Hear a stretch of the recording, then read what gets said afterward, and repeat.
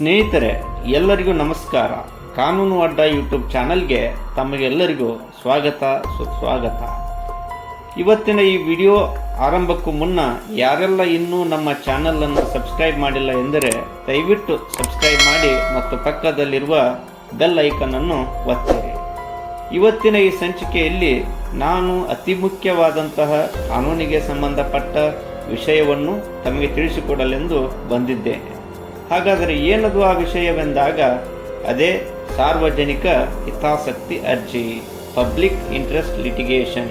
ನಾವೇನು PIL ಅಂತ ಏನು ಕರಿತೀವಿ, ಅದರ ಕುರಿತು ಇವತ್ತು ನಾವು ನಮಗೆ ಸಾಧ್ಯವಾದಷ್ಟು ಮಾಹಿತಿಯನ್ನು ತಿಳಿದುಕೊಳ್ಳೋಣ. ಹಾಗಾದರೆ ಸಾಮಾನ್ಯವಾಗಿ ಸಾರ್ವಜನಿಕ ಹಿತಾಸಕ್ತಿ ಅರ್ಜಿ ಎಂದರೆ ಸಮಾಜಕ್ಕೆ, ಸಮುದಾಯದ ನಿರ್ದಿಷ್ಟ ವರ್ಗ ಅಥವಾ ಜನರ ಗುಂಪಿಗೆ ಸೇರಿದ ಆಸಕ್ತಿ ಅಥವಾ ಹಕ್ಕು, ಇದನ್ನು ನಾವು ಸಾರ್ವಜನಿಕ ಹಿತಾಸಕ್ತಿ ಅರ್ಜಿ ಅಂತ ಕರಿತೇವೆ. ಸಮುದಾಯದ ಅಥವಾ ಸಾರ್ವಜನಿಕರ ಕಾನೂನು ಹಕ್ಕುಗಳ ಮೇಲೆ ಪರಿಣಾಮ ಬೀರುವ ಸಮಸ್ಯೆಯನ್ನು ಪರಿಹರಿಸಲು PILಗಳನ್ನು ಸಲ್ಲಿಸಲಾಗುತ್ತದೆ. ವೈಯಕ್ತಿಕ ಹಿತಾಸಕ್ತಿಗಳಲ್ಲಿ ಗುಂಪಿನ ಹಿತಾಸಕ್ತಿಗಳನ್ನು ಕಾಪಾಡಲು ನ್ಯಾಯಾಲಯಗಳಲ್ಲಿ PIL ಅನ್ನು ಸಲ್ಲಿಸಲಾಗುತ್ತದೆ. ಸ್ನೇಹಿತರೆ, ಇನ್ನು ಒಬ್ಬ ವ್ಯಕ್ತಿ ಸಾರ್ವಜನಿಕರ ಆಸಕ್ತಿಗಳಿಗೆ ಧಕ್ಕೆಯುಂಟಾಗಿದೆ ಎಂದು ಸಾರ್ವಜನಿಕರ ಹಿತದೃಷ್ಟಿಯಿಂದ ರಿಟ್ ಅರ್ಜಿಗಳನ್ನು ಅವನು ಹಾಕಬಹುದು. ಉದಾಹರಣೆಗಾಗಿ ನಾವು ನೋಡೋದಾದರೆ, ಸಂಪೂರ್ಣವಾಗಿ ವಾಸದ ಮನೆಗಳೇ ಇರುವಂತಹ ಪ್ರದೇಶದಲ್ಲಿ ಮದ್ಯದ ಅಂಗಡಿಯೊಂದನ್ನು ಸ್ಥಾಪಿಸಲು ಅಬಕಾರಿ ಇಲಾಖೆಯು ವ್ಯಾಪಾರಿಯೊಬ್ಬನಿಗೆ ಏನಾದರೂ ಅನುಮತಿ ಕೊಟ್ಟರೆ ಅಂಥ ಆಜ್ಞೆಯನ್ನು ಅಥವಾ ಅನುಮತಿಯನ್ನು ಆ ಪ್ರದೇಶದ ಯಾವುದೇ ಸಾರ್ವಜನಿಕ ವ್ಯಕ್ತಿ ಸಾರ್ವಜನಿಕ ಹಿತಾಸಕ್ತಿಯ ದೃಷ್ಟಿಯಿಂದ ಉಚ್ಚ ನ್ಯಾಯಾಲಯದಲ್ಲಿ ಪ್ರಶ್ನಿಸಬಹುದು. ಸರ್ಕಾರದ ಇಲಾಖೆಗಳು, ಸಾರ್ವಜನಿಕ ಪ್ರಾಧಿಕಾರಗಳು ಕಾನೂನನ್ನು ಆಕ್ರಮಿಸಿದರೆ, ಇಲ್ಲವೇ ದಬ್ಬಾಳಿಕೆ, ಅನ್ಯಾಯ, ಶೋಷಣೆ ಇಂತಹ ಕೃತ್ಯಗಳಲ್ಲಿ ತೊಡಗಿದ್ದರೆ, ಇವುಗಳ ದುಷ್ಪರಿಣಾಮಕ್ಕೆ ಸಿಕ್ಕಿ ನಲುಗಿದ ಸಮೂಹ ಅಥವಾ ಜನಗಳ ಪರವಾಗಿ ಉಚ್ಚ ನ್ಯಾಯಾಲಯಗಳಲ್ಲಿ ಅಥವಾ ಸರ್ವೋಚ್ಚ ನ್ಯಾಯಾಲಯದಲ್ಲಿ ರಿಟ್ ಅರ್ಜಿಗಳನ್ನು ಸಲ್ಲಿಸಲಾಗುತ್ತದೆ. ಸಂವಿಧಾನದ ಅನುಚ್ಛೇದ 226ರ ಅಡಿಯಲ್ಲಿ ಉಚ್ಚ ನ್ಯಾಯಾಲಯಗಳಲ್ಲಿ ಮತ್ತು ಅನುಚ್ಛೇದ 32ರ ಕೆಳಗೆ ಸರ್ವೋಚ್ಚ ನ್ಯಾಯಾಲಯದಲ್ಲಿ ತಮ್ಮ ಅಧಿಕಾರ ವ್ಯಾಪ್ತಿಯಲ್ಲಿ ರಿಟ್ ಅರ್ಜಿಗಳನ್ನು, ಆದೇಶಗಳನ್ನು ಅಥವಾ ಪ್ರತಿಬಂಧಕಾಜ್ಞೆಯನ್ನು ಹೊರಡಿಸಬಹುದು.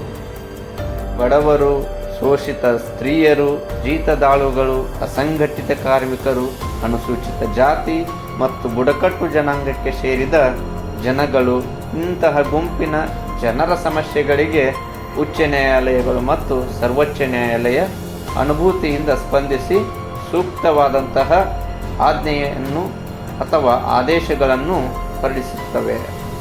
ಹಾಗಾದರೆ ಇನ್ನು ಸ್ನೇಹಿತರೆ, ಅನೇಕ ಸಂದರ್ಭಗಳಲ್ಲಿ ನ್ಯಾಯಾಲಯಗಳು ಶುಲ್ಕವಿಲ್ಲದೆಯೇ ದೂರುಗಳನ್ನು, ಅರ್ಜಿಗಳನ್ನು ಸ್ವೀಕರಿಸುತ್ತವೆ. ಹೀಗಾಗಿ ಸರ್ಕಾರದ ಮತ್ತು ಅದರ ಎಲ್ಲ ನಿಯೋಗಗಳ ಚಟುವಟಿಕೆಗಳ ಮೇಲೆ ನ್ಯಾಯಾಲಯಗಳು ನಿಸ್ಸಹಾಯಕರು, ಸೌಲಭ್ಯ ವಂಚಿತರು ಆದ ಜನಸಾಮಾನ್ಯರಿಗೆ ಸಾಮಾಜಿಕ ಹಾಗೂ ಆರ್ಥಿಕ ನ್ಯಾಯವನ್ನು ದೊರಕಿಸಿಕೊಡುವ ಸಾಧನಗಳಾಗಿವೆ. ಈ ರೀತಿಯ ರಿಟ್ ಅರ್ಜಿಗಳನ್ನು ಹಾಕಲು ಯಾವುದೇ ಇತಿಮಿತಿಗಳಿಲ್ಲ. ಆದರೆ ಅರ್ಜಿಯು ವಸ್ತು ಹಾಗೂ ವಿಷಯ ಸಾರ್ವಜನಿಕರ ಹಿತರಕ್ಷಣೆಯ ಉದ್ದೇಶವನ್ನು ಹೊಂದಿದ್ದರೆ ಸಾಕು. ಆದರೆ ಇಲ್ಲಿ ನೆನಪಿಡಬೇಕಾದಂತಹ ಸಂಗತಿ ಎಂದರೆ, ಸಾರ್ವಜನಿಕ ಹಿತಾಸಕ್ತಿಯ ಸೋಗಿನಲ್ಲಿ ವೈಯಕ್ತಿಕ ಹಿತವನ್ನು ಕೋರುವ ಅರ್ಜಿಗಳನ್ನು ಯಾವುದೇ ನ್ಯಾಯಾಲಯಗಳು ಸ್ವೀಕರಿಸುವುದಿಲ್ಲ.